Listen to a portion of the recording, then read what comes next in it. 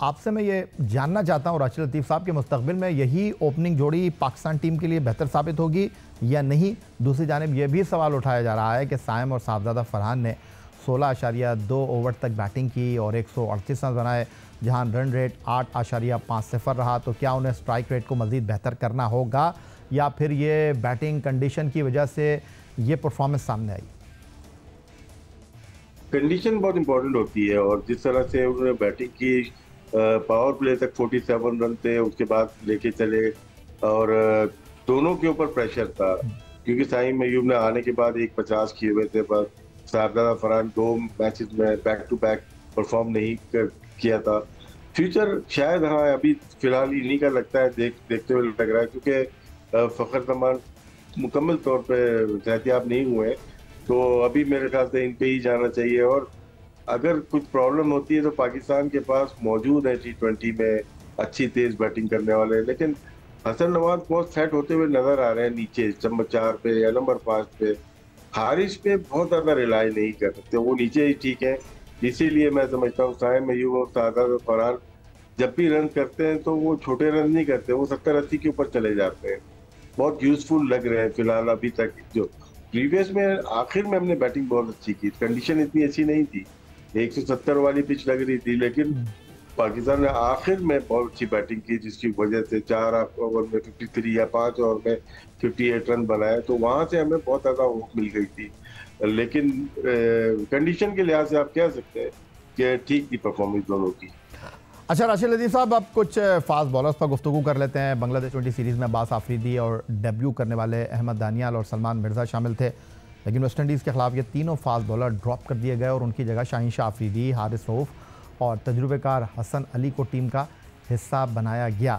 आपने सलमान मिर्ज़ा, अब्बास आफरीदी और अहमद दानियाल की बॉलिंग भी देखी। अब वेस्ट इंडीज़ के खिलाफ शाहीन आफरीदी, हारिस रऊफ़ और हसन अली की कारकर्दगी भी आपके सामने है।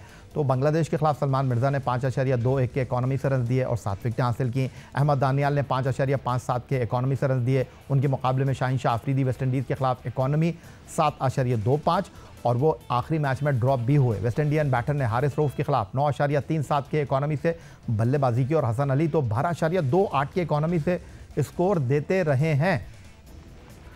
अब यह हालिया कारकर्दगी जो आपके साथ मैंने शेयर किया, तो सिलेक्शन कमेटी इन बॉलर्स को ड्रॉप करेगी जो अच्छा परफॉर्म कर रहे हैं और उनकी जगह सीनियर्स को लाना जो बेहतर परफॉर्म नहीं कर सके।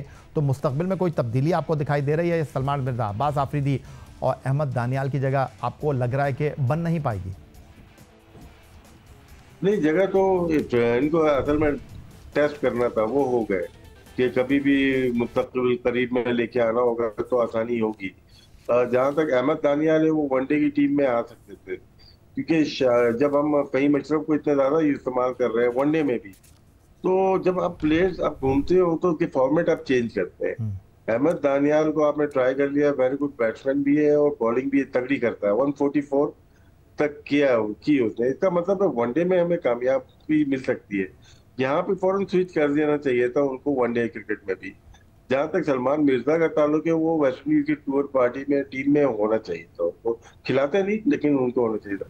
अब्बास आफरीदी ऐसे बॉलर है जो कि T20 में उनको मुस्तकिल बुनियाद पर जगह मिलनी चाहिए, अभी नहीं मिली कोई बात नहीं, लेकिन वो ऐसे प्लेयर है ज्यादा देर तक टीम से बाहर नहीं रह सकते। वो इकॉनमी रेट उनके हाई और साइड पे होता है कभी भी अगर देखेंगे, लेकिन वो विकेट लेने की बहुत, अगर हम देखें कराची किंग से भी खेले, मुल्तान सुल्तान से भी खेले, लेकिन वो विकेटें हमेशा लेते हैं आखिरी ओवर्स में और बैटिंग में भी बड़ी हिट मार सकते हैं। तो अहमद दानियाल और इनकी अपनी बैटिंग की वजह से किसी भी फॉर्मेट वनडे हो या T20 में जगह जरूर बनती है। अच्छा, वनडे की बात कर रहे हैं राशिद लतीफ़ साहब, तो वनडे में पाकिस्तान आलमी दर्जाबंदी ICC में चौथे और वेस्ट इंडीज़ 10वें नंबर पर है। तो अगर मैं ये कहूँ कि पाकिस्तान टीम का अपर हैंड है, दो हिस्सों में अब अगला सवाल मैं आपके सामने रखना चाहूँगा। पहला हिस्सा बैटिंग की बात कर लेते हैं। हमने देखा कि हम 6 प्रॉपर बैट्समैनों के साथ खेले हैं।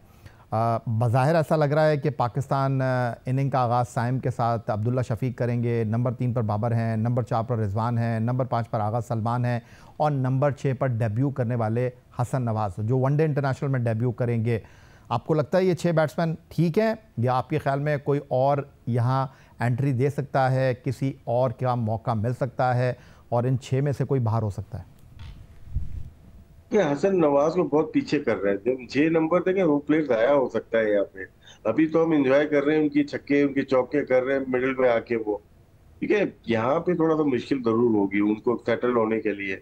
यहाँ पे अगर हुसैन तलत को आप लेके गए हुए हैं तो वहां पे 6 नंबर पर ट्राई कर सकते हैं, और बॉलिंग भी 3 4 5 या जो 6 ओवर वो करवा सकते हैं। उसके साथ आप मिक्स कर सकते हैं बॉलिंग, चाहे मयूब है या सलमान अली आगा है, तो एक प्रॉपर बॉलर हो गया। आपके जो बॉलर्स हैं, पूरे जो बॉलर्स हैं, 3 फास्ट बॉलर 2 स्पिनर पूरे खेलने चाहिए। तो अगर आप इसी तरह से ऑलराउंडर के ऊपर रखेंगे, मोहम्मद नवाज पे रखेंगे, फहीम अशरफ पे रखेंगे, तो वहां पे जब भी हम बात करते हैं एक आध मैच हम हार जाते हैं, वो हमारी कहीं ना कहीं वीकनेस होती है जिसकी वजह से हार जाते हैं। बॉलिंग हमारी पूरी खेलनी चाहिए वनडे में। तो शायद हसन नवाज को 6 नंबर पे उनके साथ उनको खिलाना शायद ज्यादती हो। अच्छा, आप समझते हैं बैटिंग में कुछ तब्दीली हो सकती है, लेकिन दूसरी तरफ अगर आप बॉलिंग की बात कर रहे हैं, हमने T20 सीरीज़ में देखा कि हमने फ़ौक़ियत दी नवाज़ को अबरार के ऊपर, लेकिन यहाँ 4 ओवर नहीं करने आपने, यहाँ पर 10 ओवर का स्पेल करना है। सुफियान मुकीम तो मुझे लगता है खेलेंगे। आपको लगता है कि अबरार को हम फ़ौक़ियत देंगे नवाज़ के ऊपर, फिर आपके पास 2 फास्ट बॉलर हैं हारिस और शाहीन की शक्ल में नसीम की जगह आपको लगता है बनती है, या आपको लगता है नहीं यहाँ पर फ़हीम अशरफ, हुसैन तलत या नवाज़ को लिया जा सकता है? देखिए, इसमें हमने अगर 4 सीरीज का मुआवजा करें तो डिफरेंट तरीके से रिजवान ने खेली है। अगर हम गए ऑस्ट्रेलिया गए, वहाँ पे fast bowler, south Africa fast bowler, mix and match किया हमने जिम्बाब्वे में, और फिर हमारे चैंपियंस ट्रॉफी में आते हैं, सुफियान मुकीम नहीं थे वहाँ पे। शुरू के ओवर और मिडिल के ओवर, 30 के ओवर के बाद अबरार पे फोकस दी थी इन्होंने। क्या हो सकता है इस दफा भी शायद पावर प्ले में अबरार को खिलाना चाहे रिजवान, और फिर बीच में 31 32 33 जो ओवर्स होते हैं बहुत इंपॉर्टेंट होते हैं, वहां पे दोबारा लेके आया जाए। क्योंकि स्पिनर्स जब स्पेशलिस्ट होता है, वेस्ट इंडीज को प्रॉब्लम इश्यूज होते हैं वहां पे। डिपेंड करता है ट्रिनिडाद की पिच है कैसी। अगर थोड़ी टिंजी ग्रास है, नहीं स्पिन होगा, नहीं ब्रेक हो रही, तो शायद एक ही स्पिनर से जाए, बाकी ऑलराउंडर से चले जाए। लेकिन अगर फ्लैट पिच है और बैटिंग को साजगार और थोड़ी बहुत ग्रिप भी करती हो, तो वहां पे जरूरी है दोनों स्पिनर पे जाना चाहिए। और अबरार पे शायद इन पे ट्रस्ट ज्यादा है, सुफियान मुकीम पे भी, और इन पे ट्रस्ट लगता है कि रिजवान का ज्यादा हो तो दोनों ही खेलेंगे।